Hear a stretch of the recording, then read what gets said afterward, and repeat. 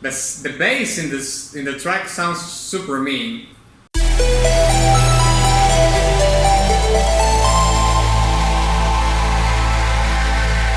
Greetings Wanderer, this is Atlas here and welcome to The Void. Today I'm going to be reacting and breaking down to the track Battle B2 from the SHIN MEGAMI TENSEI 4 original soundtrack. This is a very special request because it comes from one of my Patreon supporters, and his name is Austin, and he says, "Hey man, been loving your content so far, keep up the great work. I was hoping that you could either break down Battle B2 from SHIN MEGAMI TENSEI 4 or Fierce Battle from SHIN MEGAMI TENSEI Nocturne. Sorry I couldn't choose between the two. The series has a very distinct sound, and since it has very metal vibes, especially Fierce Battle, I thought you might enjoy it. Many thanks." Well, Austin, thank you very much for your request and of course for your incredible support. So we did Nocturne already, so we are going to do today Battle B2. Like I said before, I have absolutely no idea what this franchise is about. This is the first time that I have heard anything about it or known about it, the existence of it. But it seems to be like a successful franchise because it seems to be like the fourth entrance in their game catalog, or so to speak. So, okay, I'm eager to listen to it. Onward! Alright, Battle B2 from SHIN MEGAMI TENSEI 4. Boom!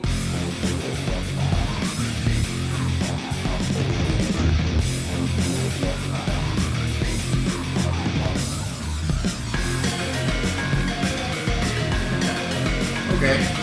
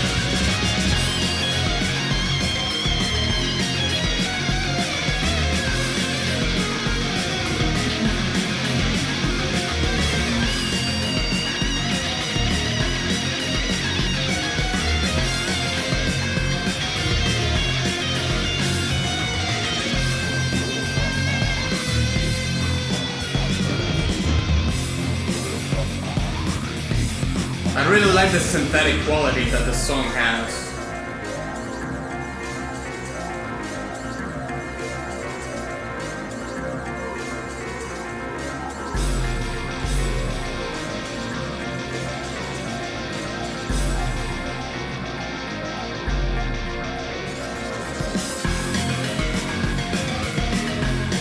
Oh yeah.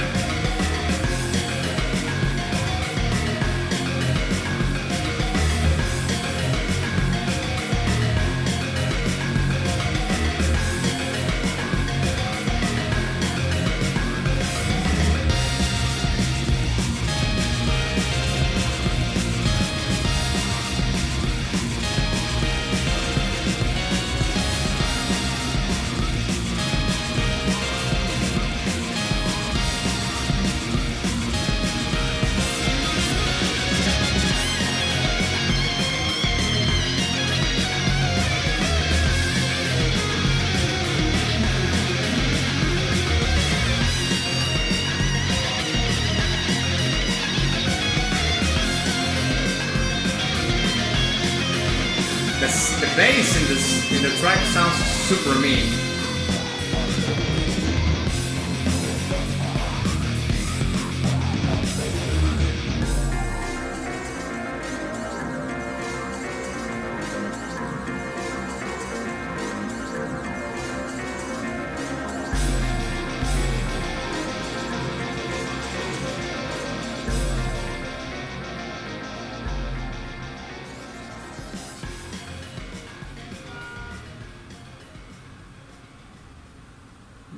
And there we got it. Yeah, that's it. Yeah. Alright, well, this one was way heavier than the previous one that I did, the Nocturne one. This particular track has a way more synthetic feel. And this track actually shares a little bit of the qualities that the Light from the Netherworld from Xenogears have, which is this industrial undertone on it, along with the the down-tuned guitars and the bass. The low end of the track actually sounds super synthetic, which was one of my favorite things of the track.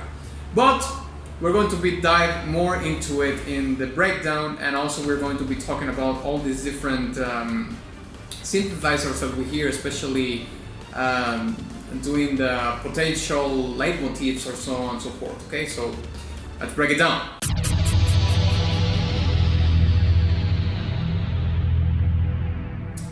Okay, so let's start by talking about probably one of the most prominent qualities that this track has, which is the synthetic quality that it has, because it has a lot of interesting synthesizers going on, especially in the lead synthesizers.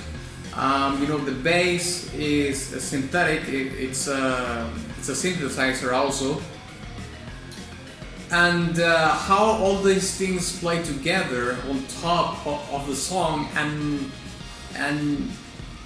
how they differentiate from what actually is going underneath. Because one of the things that I consider about this particular track is that all these elements are actually on the forefront, like spearheading, the track into this synthetic realm, and buried. We have the more organic sounding instruments, which are the drums, which are probably the most organic sounding instrument that there's going on here, and also the guitars, the electric guitars. But I don't think that this is like a mistake or anything like that. This is like actually planned. Like this was made with a purpose, and I'm not really sure how this plays into the game. I'm guessing that this particular video game probably is set in a universe that is technologically advanced. I'm not exactly sure how all the synthetic elements play a role into the game itself. To me, it talks about a universe that might be very technologically advanced, especially compared to where we are in real life, of course, or something that is very far into the future, Because I've talked about this before, like if you imbue your track with these very synthetic elements, you're pushing your track forward, unless you're doing something it's very, very specific to a time frame, like for example in the 80s or something like that, synthesizers were like a huge part, apologies, of pop culture. But it's still like the synthesizers have that effect on the music, like it pushes the music forward into time in terms of what you can relate, the sounds you relate to something that you know. So synthesizers for me have always had this quality to it, that they set you forward in time. How much? Well, that depends on the imagination of the listener, but I would say that there might be something going on in this universe that in comparison to our reality, that we would see the SMT universe like way forward in, at least maybe not so much in time, but maybe in technological advancements and how technology is play a role in the society of this game. Because you have very prominent lead synthesizers in the song. The first one has this very metallic quality to it that of course adds to the metal of the song, because you know, that texture, that volume, that I'm talking about volume in terms of mass, not so much about you know, volume, perceived volume that you hear, but volume as a mass, in that metallic quality of it. And of course the distorted guitars that are actually tuned very low actually helps to build that mass, that volume, and expands it a little bit, especially when the low end comes in, you know, when you hear the bass, which I think it's probably my favorite part of this track. It's like this booming sensation that you hear in probably most of you know, the track itself.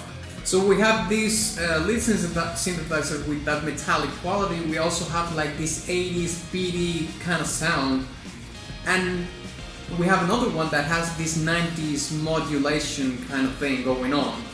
So in terms of influences, it draws influences from all sorts of popular music that has been around, you know, through the last 30 years roughly, or 40 years actually, yeah, 40 years, wow.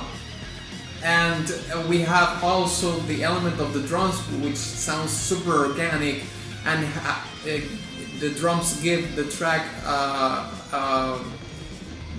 maybe not so much needed, but certainly appreciated contrast towards what we hear on the surface, you know, above the water, or you know, the part of the iceberg that we see, because the guitars and the drums are the part of the iceberg that we don't see, but we can perceive that add value to the overall premise of the song.